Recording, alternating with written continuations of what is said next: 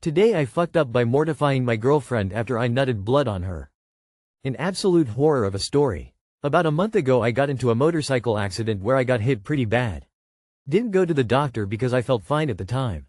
Fast forward a week after that, me and my girlfriend met together, one thing led to another.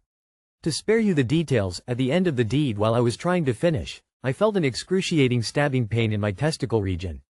I tried playing it off cool, but after stuff started coming out. She and me audibly gasped. It was almost black and gooey. Turns out, it was blood that was congealed inside of my plumbing. Mortified, I said to her I should go to the hospital and that she doesn't have to go with me if she doesn't want to. She did, and we went to the emergency room and they did an ultrasound. They couldn't see anything wrong, so I was sent home with some pain meds. My primary doc said it should clear up in a couple of weeks. It did, but I was progressively nutting brown, lighter brown, even lighter brown until it fully cleared up today. Though, I think I've scarred my girlfriend from sex forever. Too long did not read. Got into an accident, nutted black congealed blood on my girlfriend that led to a post-sex emergency room visit. It's called hematospermia, and most times it is in fact benign and it's difficult to find an actual cause. In your case you have a pretty solid idea of why, as trauma to the equipment can be a cause. If it persists I would see a urologist. Wait, it's supposed to not be red, brown? Have you ever wished to be able to unlearn how to read? Reminds me of the video where the guy says, "Look, they have the cum-colored Gatorade," and reaches pointedly past the white one to pick up the red one instead. That was you, wasn't it? If she can't handle you being on your period, she isn't mature enough to be having sex. R.I. bleach for anyone who finished this story. Today I fucked up by traumatizing a stranger's kid at IKEA. So I, 26M, was at IKEA last weekend, wandering through the maze of fake rooms and existential dread. I passed the kids section and saw this toddler standing alone, crying his eyes out. No adult in sight. I crouched down, tried to calm him, and asked where his parents were. He pointed vaguely toward the cafeteria. I didn't want to just leave him there, so I gently took his hand and said, "Let's find someone who works here." Just as we turn a corner, a woman screams. Turns out she was in the next aisle and saw me walk off with her kid. Security got involved. She was crying. The kid was now crying more. I was trying to explain that I didn't abduct her child, just trying to help, but I don't think anyone was listening over the chaos. Eventually it got cleared up, and the mom actually apologized once she calmed down. I got a free cinnamon roll and a mild panic attack. Too long did not read. Tried to help a lost kid at IKEA. Got mistaken for a kidnapper. Scarred myself and probably the child for life. Almost 20 years ago I turned in a missing child in Walmart and never interacted with him at all. He was running through the aisles looking thoroughly confused, yelling for his dad. I followed him until I saw an employee waved them over to catch up with me, filled them in and walked away. The employee caught up with him. I saw them walking to the front. Someone kept getting paged to the front. When my husband and I were checking out, the store was going on lockdown and the police were arriving. Kid got fucking abandoned. It was the weekend before Christmas. I still get sad about it when I do my Christmas shopping. Note to self, don't try to help a crying kid standing alone in the store. Walk away so you don't get accused of kidnapping. Face with peeking eye. If you are a man or a minority, never help a lost child by taking them to get help. Stand next to them and shout help loudly until others, or in this case staff, approach you. Safety in numbers. That's crazy. How did the mom not hear her own kid bawling its eyes out? Glad you lived to tell the tale. Didn't I read this exact story, except in a Target, last week that everybody debunked? For everyone reading this, don't ever try to bring a lost child to a new location. Instead, find someone who works there and ask them to make an announcement. Or you can loudly yell while next to the child that the child has lost their parent. If a parent is looking for their lost kid, it is best for the kid to stay in one place. You don't need everyone running around and missing each other. Today I fucked up by getting a large group of people to steal from Disney. Not today, but a few years ago.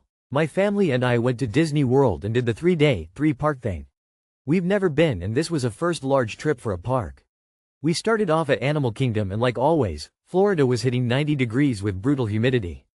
It was still 50 degrees back at home, so we were all instantly melting out there.